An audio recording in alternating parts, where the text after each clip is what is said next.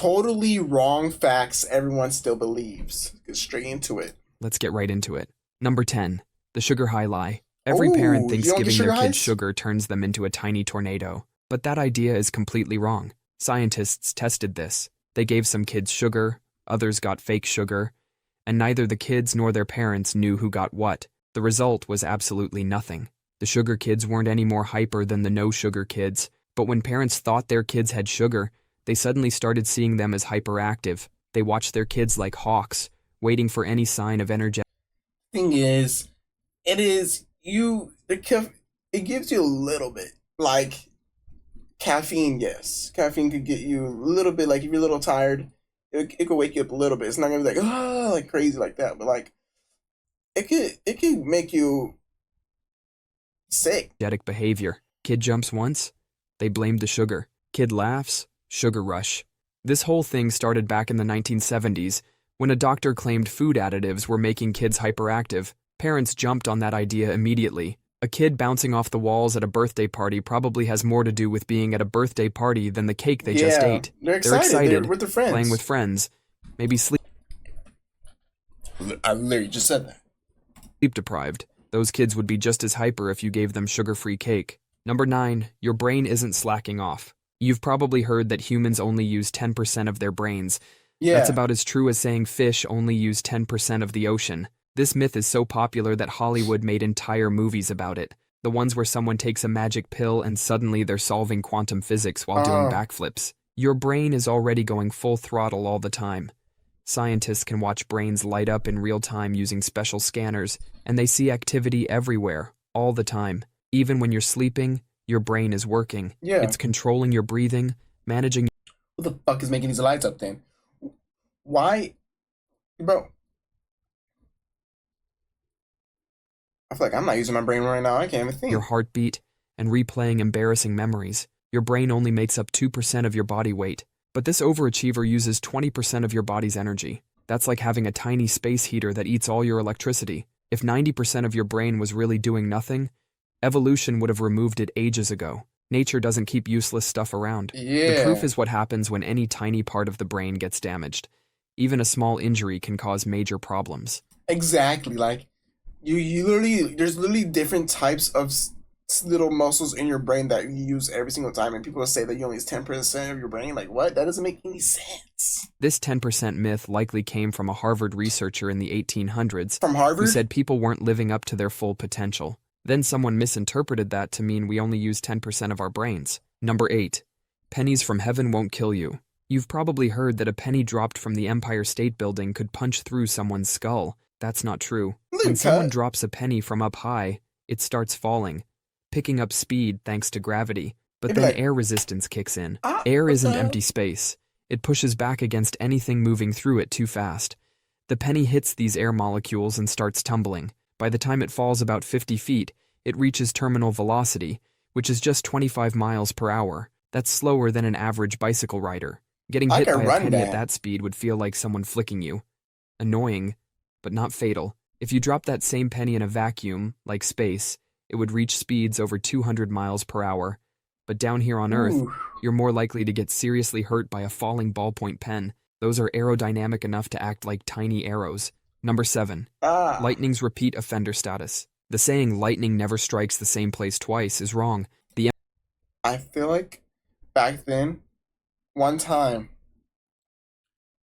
I was in like kindergarten, first grade. I threw this pencil. For some reason, I threw this pencil. I don't know why. And it was spinning, spinning, spinning. And I had a student. He wears glasses now. Wears glasses right in his eye. Wears glasses to this day. I don't know why I did that. I don't know. I think it was like a lead pencil. Like those ones where you go, not the ones you sharpen.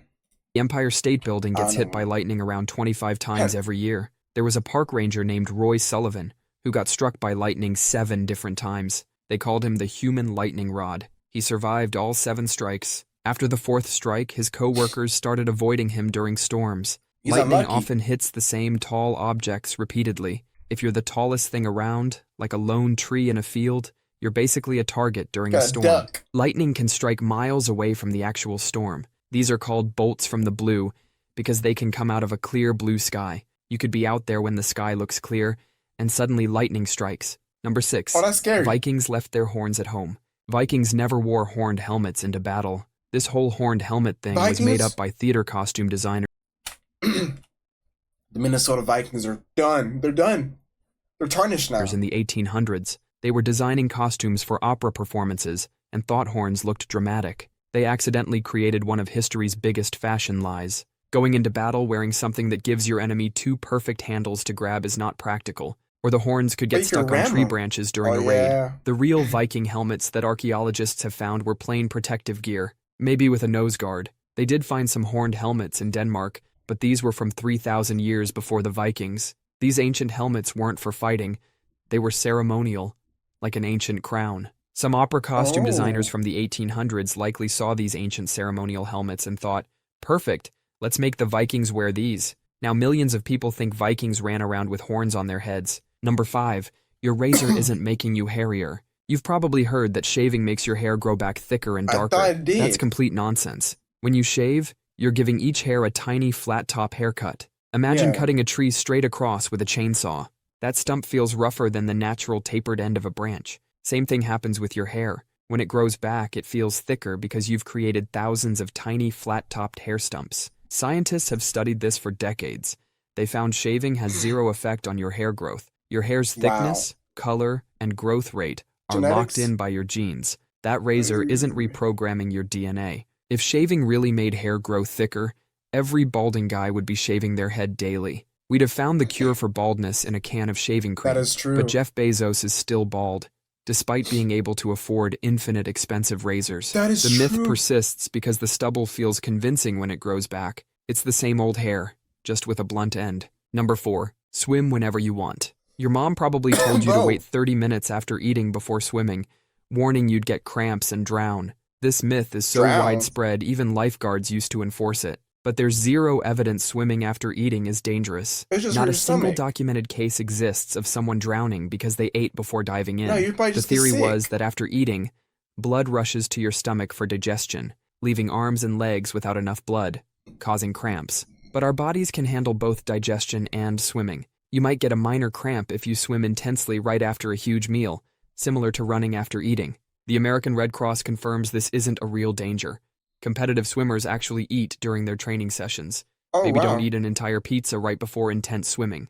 Number 3, your head isn't a heat chimney. Your mom probably told you, put on a hat or you'll freeze to death. That whole, you lose 50% of your body heat through your head thing is nonsense. This myth started with an old Army survival manual claiming 40 to 45% of body heat escapes through your head.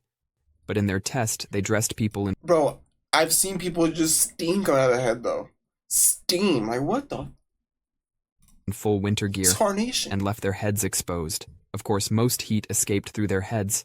It was the only part not covered. Your head makes up about 10% of your body's surface area, so it can only lose about 10% of your body heat. Heat loss is actually proportional to whatever skin is exposed. Your head might feel extra cold because it has more blood vessels close to the surface, but you're not actually losing significantly more heat there compared to other exposed body parts. The only time this advice actually makes sense is for babies and small kids. Their heads are proportionally bigger compared to their bodies, They got huge so they do lose more heat up there. But for adults, your uncovered arms will lose just as much heat as your uncovered head. Number 2, goldfish memory. Everyone says goldfish have a 3-second memory. That's complete nonsense. These fish are actually pretty smart. Scientists put goldfish in mazes. They not only solved them, but remembered the solution months later. These fish can even recognize faces. Imagine being a goldfish, swimming in your bowl, thinking, oh look, it's Dave again with the food. They can also learn tricks. Some goldfish trainers have taught them to do things like swim through hoops or play soccer. Some goldfish have learned to tell different goldfish are smarter than 99% people. Pieces of music apart. And they can do all this with a brain smaller than a pea. Scientists think studying goldfish brains might help us understand human memory better. Number 1. Gum doesn't stick around for years. That story about swallowed gum... I was literally just thinking this today. Like, what if I threw a piece of gum, like, on the floor? Would it stay there forever? Like, what would happen to the gum? What happens? It's just rubber, right? Or what is it? Gum staying in your stomach for 7 years is a lie. Oh, When you in your swallow stomach. gum, it travels through your digestive system just like any other food. The only difference is that your body can't break it down. Think of gum like corn kernels. It just passes right through. Most gum is out of your system within 1 to 2 days. It doesn't stick to your insides. Your stomach is constantly moving and pushing stuff along. And those stories about gum causing problems, unless you're swallowing huge amounts of gum constantly, you're probably fine. Humans have been chewing random stuff for thousands of years. Yeah. Ancient Greeks chewed tree resin.